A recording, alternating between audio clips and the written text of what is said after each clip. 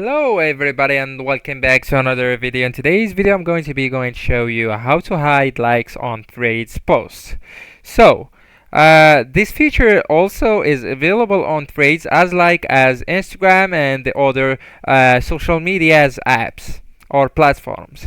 Anyways, I just want you first to go into your Threads app, and by tapping on it, I just want you to get through your profile by tapping on this icon below on the bottom right corner, and after that, I just want you to look to on the top of your name on Threads. Just tap on it on the top left corner. Tap right here, and after that, I just want you to go into the hide likes. Alright, so it's right here in the bottom.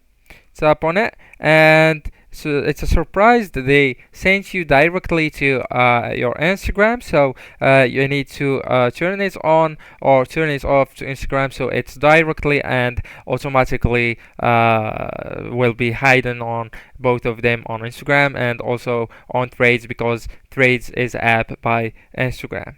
So you just need to turn this option from off to on by tapping on it, and just like that you just turned the hide likes option on Threads.